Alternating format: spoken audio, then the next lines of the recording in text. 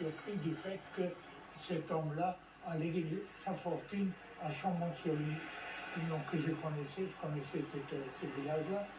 Et ça m'avait beaucoup impressionné. Et je me suis dit, voilà, un gars bien, un mensch, comme on dit.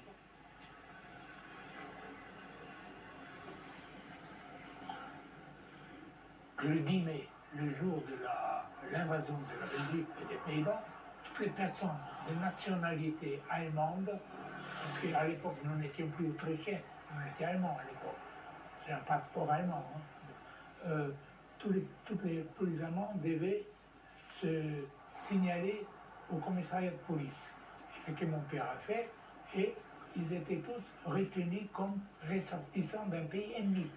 C'est-à-dire qu'ils étaient considérés comme des espions potentiels.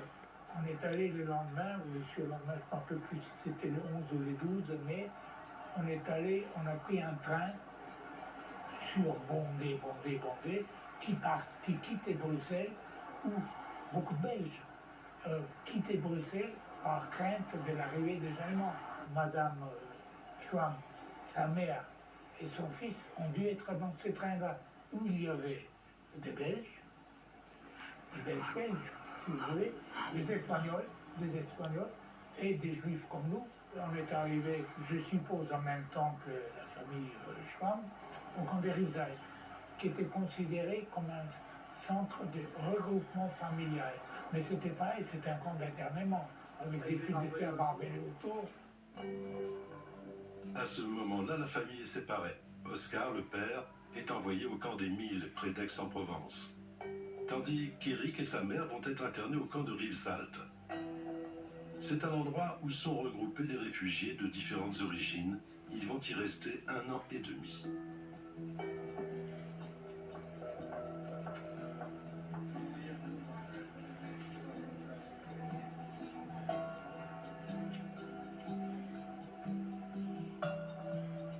Une fois que les internés arrivaient, ils étaient systématiquement enregistrés avec un système qui a un petit peu fluctué en fonction des périodes. On a une entrée pour Erich Schwamm le 25 ou le 29 mai 1941. Pour sa mère, sa première date d'entrée n'est pas mentionnée sur les fiches.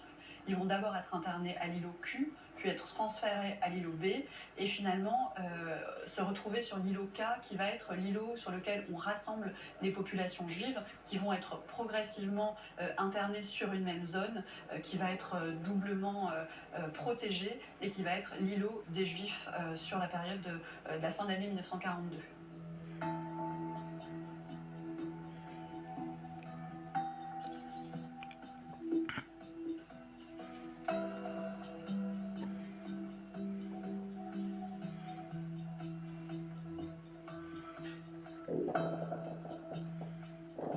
Éric Schwamm et sa mère Malcy rentrent dans le camp. Ils vivent dans ce type de baraque avec une très grande promiscuité. Les conditions sont extrêmement difficiles et surtout, il y avait de gros soucis de malnutrition. Dont les enfants, bien sûr, vont être les premières victimes.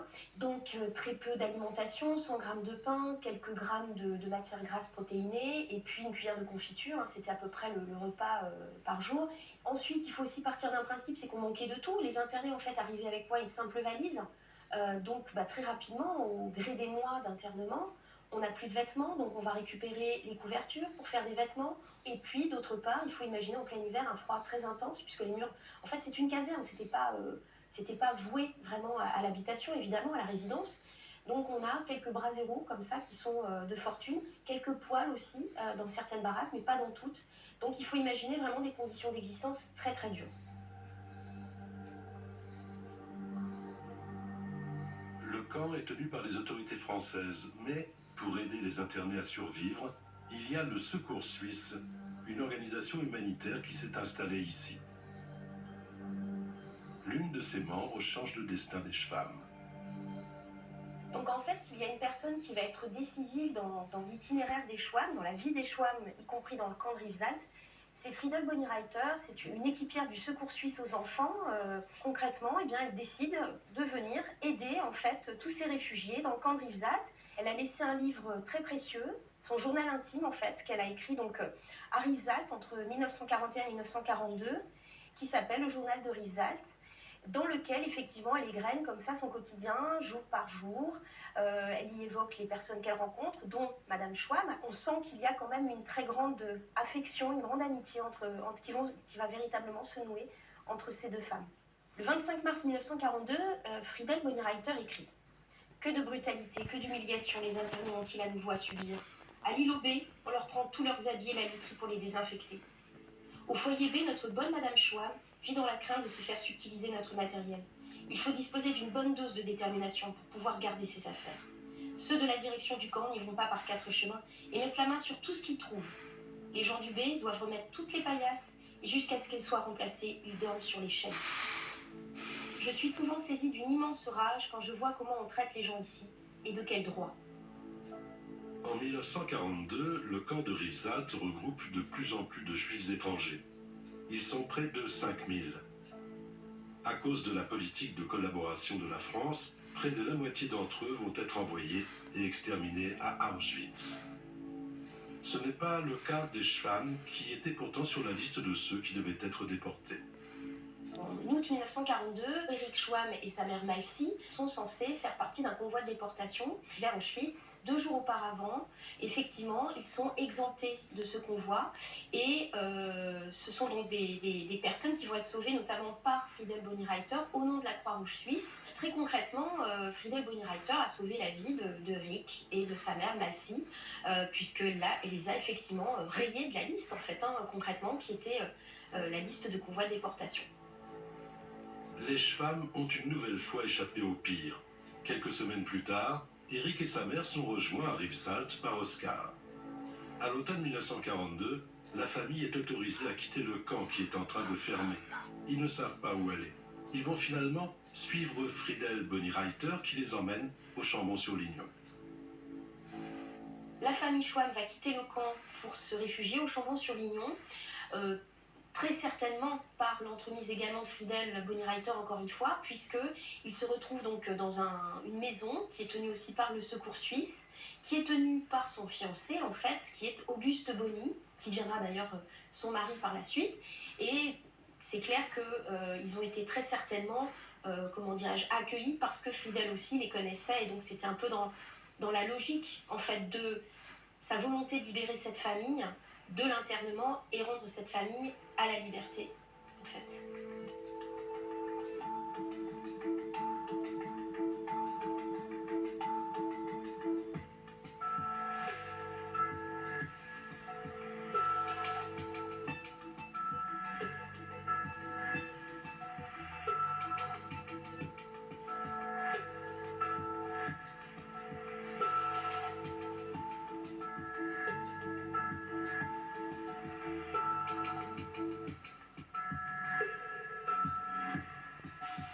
On va les retrouver en début février 1943, arrivant au Chambon-sur-Lignon.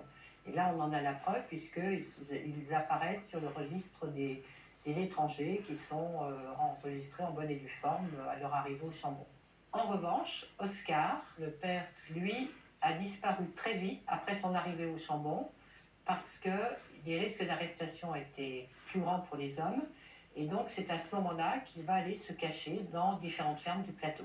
On sait que Eric est accueilli à Faille-de-Lis, qui est justement l'une des maisons du Secours suisse. C'est une vie de pensionnaire, sauf que lui, il a la chance d'avoir sa mère qu'il peut probablement voir assez régulièrement, alors que la plupart des autres enfants n'ont pas leurs parents. Et pour certains, n'ont plus leurs parents. Et peut-être qu'ils ne le savent pas à cette époque, et la plupart sont déjà orphelins puisque les parents ont été souvent déportés.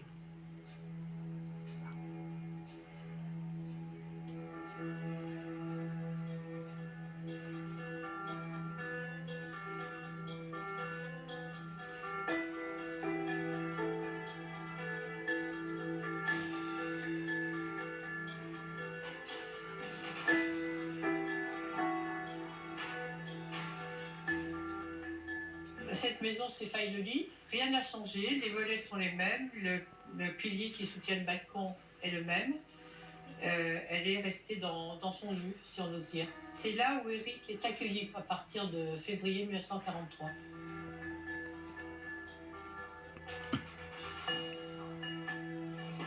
Bonjour. Bonjour. mais c'est meilleur ici.